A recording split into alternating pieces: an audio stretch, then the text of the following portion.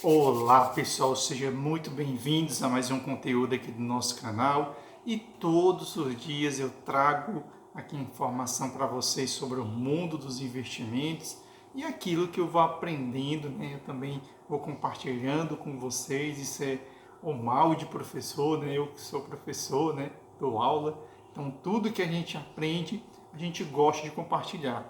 Eu gostaria de compartilhar com vocês algumas coisas que eu aprendi, né? Eu venho estudando, venho lendo algumas coisas que eu aprendi. Eu queria estar compartilhando com vocês, trazendo algo diferente, né? Que todo professor ele é assim, quando ele aprende algo, ele quer imediatamente ensinar. Eu queria compartilhar com vocês 9 princípios de riqueza, né? Que justificam por que os judeus são tão ricos, né? E é interessante que eu tinha essa visão que eles eram ricos por vários fatores. Mas depois que eu comecei a estudar, depois que eu comecei a ler, eu aprendi que um dos principais fatores que fizeram com que os judeus eles fossem ricos, eles fossem extremamente inteligentes, eles fossem extremamente autossuficientes, é porque ao longo da vida deles, eles foram ou escravos, né? Ou eles não tinham muitas vezes um local de moradia.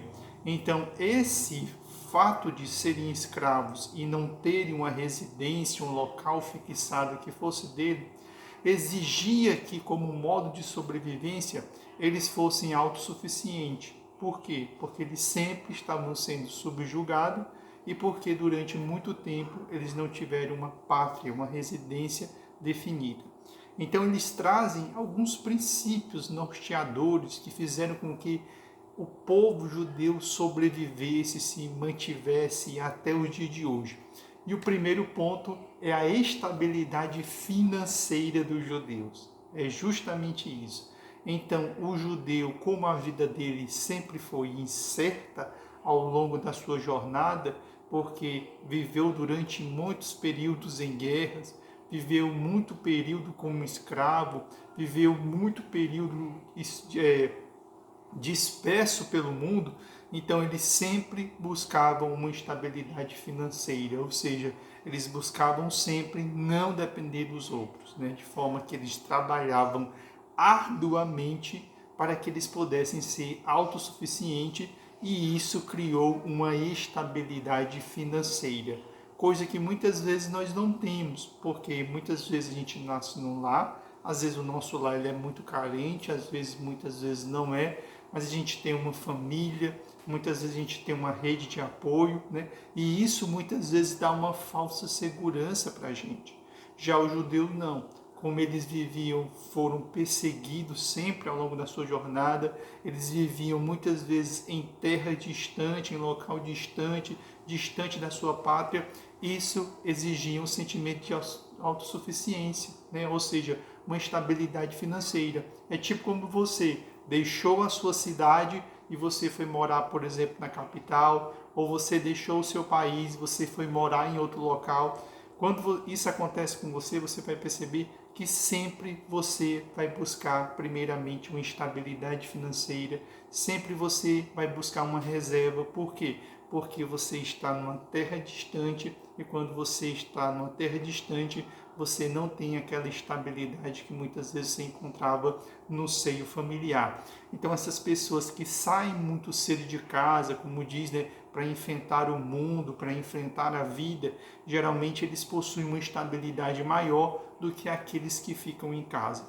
Então os judeus, por eles viverem dispersos pelo mundo, ou até mesmo quando eles estavam num determinado local, por eles muitas vezes se tornarem escravos ou serem levados escravos, eles sempre tinham um sentimento de autossuficiência, de preservação, de estabilidade financeira.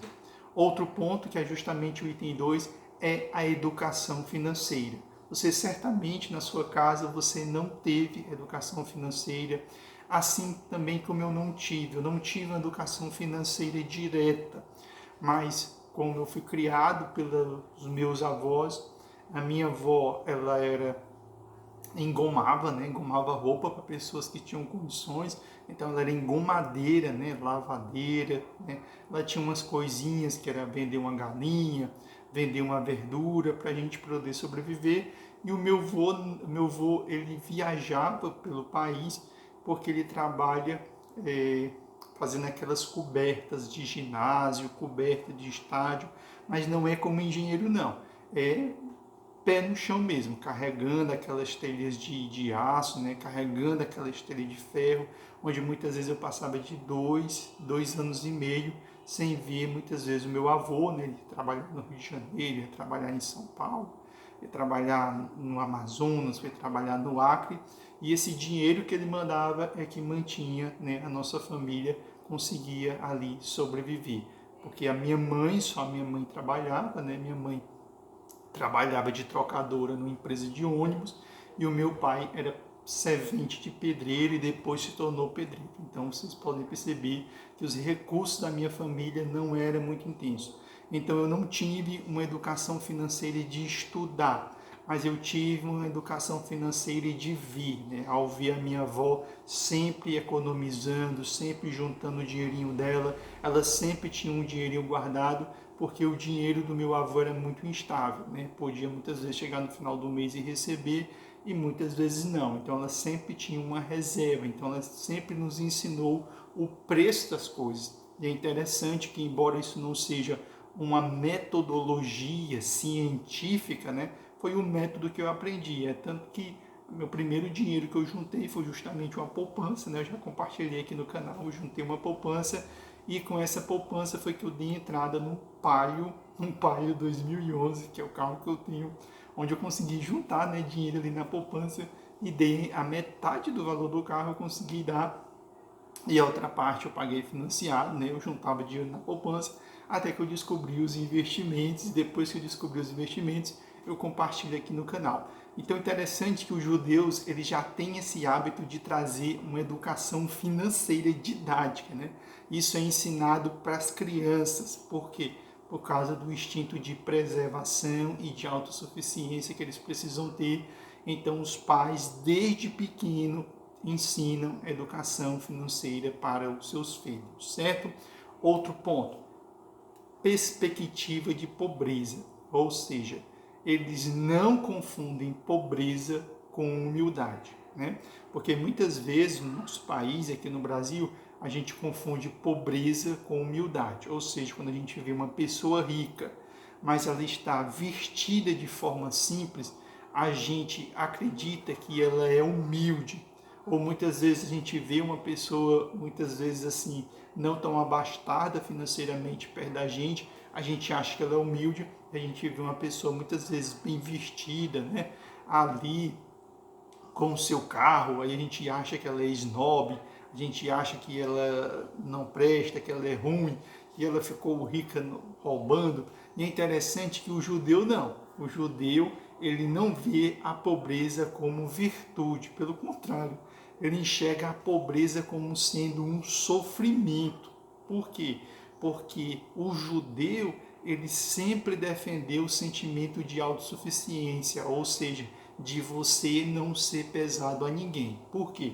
Você se encontra num local distante da sua moradia, da sua residência, porque eles se encontravam escravos ou dispersos. Aí imagina você se encontrar distante da sua terra e você se tornar um peso para alguém. Então, eles sempre viram, né, a pobreza não como sendo uma virtude, mas como sendo um sofrimento. E desde pequenininho você deveria buscar a autossuficiência, fugir da pobreza. Não significa ser rico, mas é você ser autossuficiente, né, para que você não fosse pesado aos outros, certo? O quarto princípio é o que eles chamam de 5 potes do dinheiro, ou seja, quando você receber o dinheiro, você tem que dividir o seu dinheiro em 5 potes. O primeiro pote é o dízimo, né? Inclusive, nós evangélicos, nós temos o hábito de dizimar. Eu sou evangélico e dizimo. Existe uma parte que é destinada à caridade, que é cuidar dos órfãos, das viúvas, dos necessitados, que é o segundo pote. O terceiro pote é o investimento, ou seja, fazer o dinheiro que você ganhou ele reproduzir, ou seja, ele gerar mais, porque ovelha gera ovelha, vaca gera gado, né? Égua gera cavalo. Agora você não pode esperar que vaca gere cavalo. Então dinheiro tem que gerar dinheiro, que é o princípio do investimento. Economia é o quarto pilar e a questão dos gastos, certo? Então você tinha 5 potes: o primeiro do dízimo, o segundo da caridade, o terceiro do investimento, o quarto da economia que você deve fazer e o quinto é relacionado aos gastos, ou seja, aquela parte do seu dinheiro que você ganha que está destinado para os gastos, certo?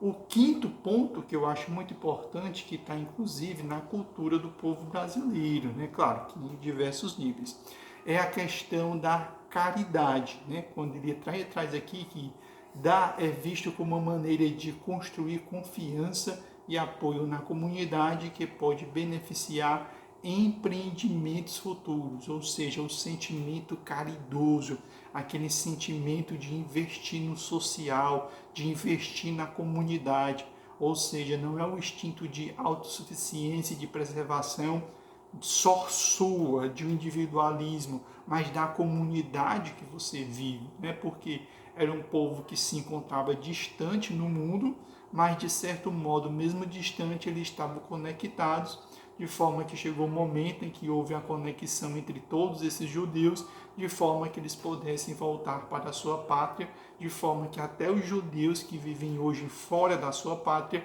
eles mandam dinheiro para Israel, para que Israel possa continuar como nação. A importância aí da caridade.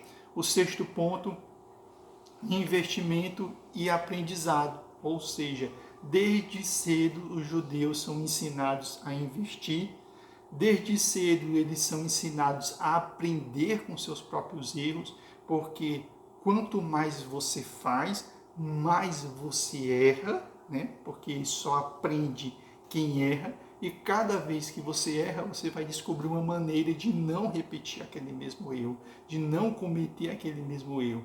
Ou seja, com o tempo você vai se tornando mais afiado, né? No caso, na responsabilidade financeira, né?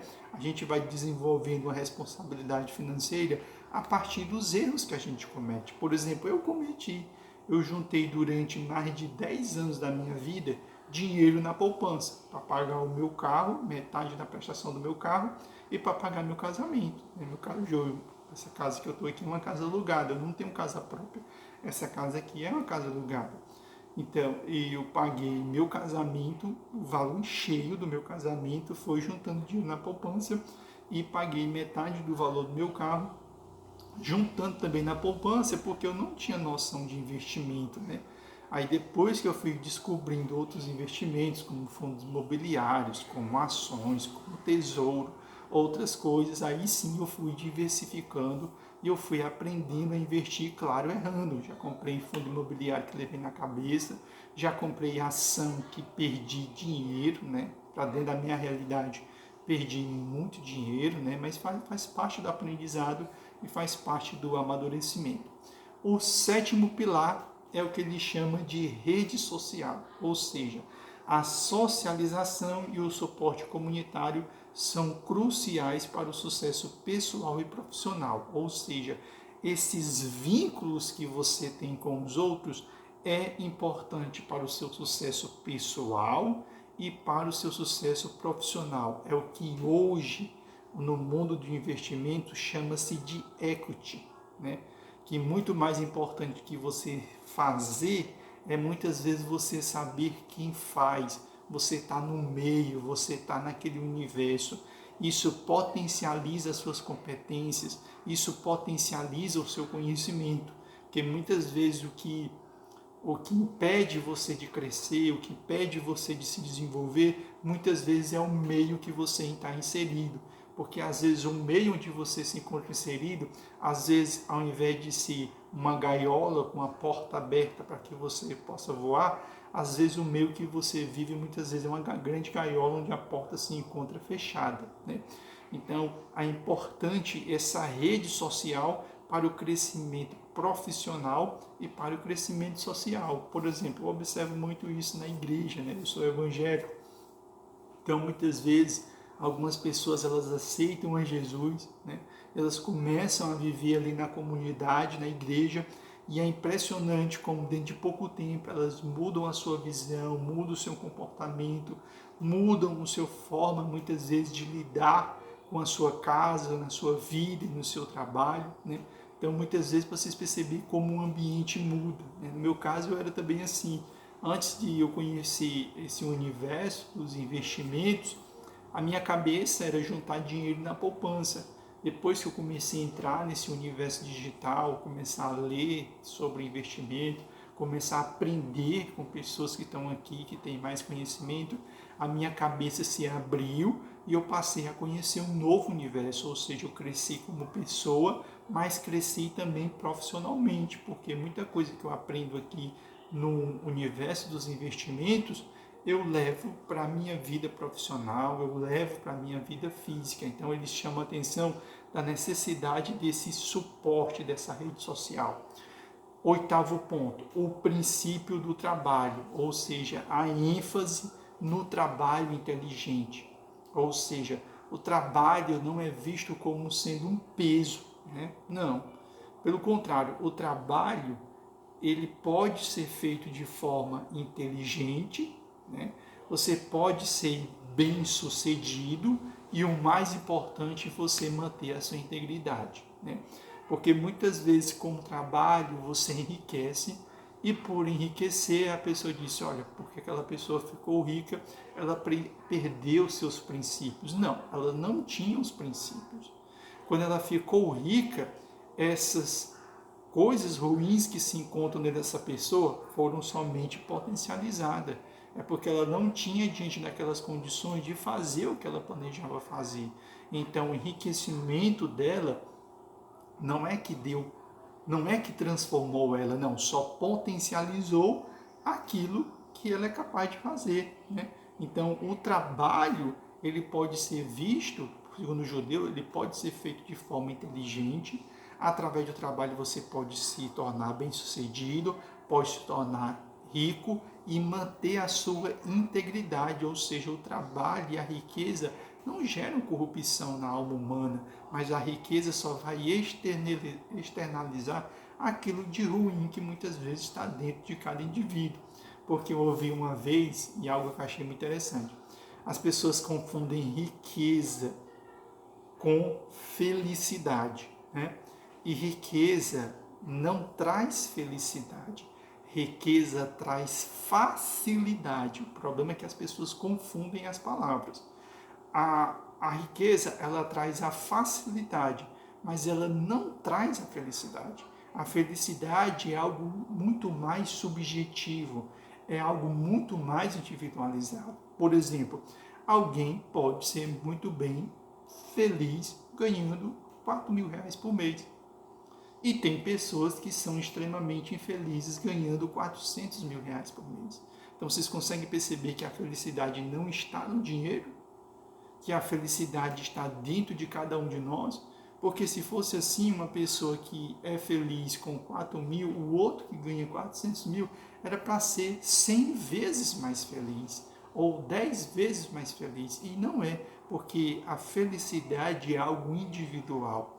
A felicidade não é algo coletivo, a felicidade é algo individual, porque cada um de nós carregamos dentro de si um senso de felicidade. Pode ser que algumas coisas que me tragam felicidade, tragam felicidade a você, mas tem várias coisas que me deixam feliz que não vai deixar feliz você, porque você foi criado em outro ambiente, uma outra realidade, tem um outro comportamento, tem uma outra visão, tem uma outra concepção de mundo, tem uma outra construção. Vou dar um exemplo. Eu sou muito feliz sendo professor de cursos da saúde. E isso me deixa feliz. Já você talvez não seria jamais feliz na minha profissão. Então, o que me traz felicidade não necessariamente traz felicidade para você, porque a felicidade está na sua subjetividade. Então, o trabalho ele pode ser feito de forma inteligente, o trabalho bem feito ele pode levar você a se tornar bem-sucedido e o retorno financeiro ele não vai te corromper, ele só vai potencializar quem você é intrinsecamente. E para finalizar, que é o último princípio, né, que é o início tardio, que ele diz assim, ó, nunca é tarde para adotar essas práticas e princípios financeiros e a educação dos filhos é um investimento importante. Ou seja, esses princípios que eu acabei de citar para vocês, é importante cada um deles você colocar em prática e nunca se esqueça, se você tiver filho, não só colocar em prática esses princípios, mas também transmitir para os filhos de duas formas, falando, ou seja, ensinando no dia a dia e o mais importante, dando exemplo. Né? Por exemplo, você tem filhos e os seus filhos têm o hábito de entrar no quarto, ligar a luz, quando sair, deixar a luz acesa. Aí você pede para que eles apaguem a luz sempre que eles não estiverem naquele ambiente para economizar a luz. Aí eles olham para você e o que é que você faz na sua casa? Você vai lá na sala, liga a luz, você sai da sala, deixa lá a luz acesa o dia todinho, ou seja, você pede algo para a sua casa, pede algo para a sua família que você nem mesmo faz. Então ensine aos seus filhos, falando através da forma oral, mas principalmente com exemplo. Né? Muitas vezes você chega lá para os seus filhos, reclama com eles porque eles estão gastando dinheiro com besteira, ou seja, dinheiro com coisas que não vai ter nenhum retorno. Aí quando eles olham para você, você tem o mesmo comportamento. Né? Ou seja, você gasta dinheiro com aquilo que é supérfluo, com aquilo que não traz benefício para a sua casa, que não traz benefício para a sua família. Então, esses princípios é muito importante você ensiná-los, mas também você praticá-los, você colocar em prática, para que quando você ensine para os seus filhos possam olhar para você e enxergar você como referencial dentro de casa. Porque uma das piores coisas é a gente exigir algo dos filhos quando muitas vezes nós nem mesmo somos referências, certo? Então aqui são alguns princípios que os judeus usam para enriquecer, que eles usam para ser bem-sucedido, só que a finalidade aqui, né, que o vídeo deixa bem interessante, o livro e o conteúdo também deixa bem interessante, é que a finalidade nem foi sempre ser rico. A riqueza foi uma consequência. A finalidade foi o sentimento de autossuficiência, mas principalmente de preservação. Por quê? Eles queriam se sobreviver ou na escravidão ou distante da sua casa, e para sobreviver no mundo eles precisavam ser autossuficientes. Assim como você, quando deixou sua casa, deixou seus pais e foi morar em outra cidade, foi morar em outro estado, quem sabe foi morar em outro país para lutar e batalhar. A primeira coisa que você foi buscar lá foi a autossuficiência, foi o instinto de preservação, porque você sabia que não teria mais a rede de apoio que você tinha quando você saiu de casa, certo? Então espero que vocês tenham gostado desse vídeo, um vídeo bem diferente hoje, mais educativo, porque aquilo que eu aprendo, eu gosto sempre de estar compartilhando com vocês. Peço que vocês sigam aqui o canal, segue aí embaixo aqui o canal, né? Deixe o seu comentário, deixe a sua curtida. Se você tiver gostado do conteúdo, eu vou estar produzindo aqui mais conteúdo para vocês. Um abração para todos vocês e até o próximo conteúdo aqui do canal.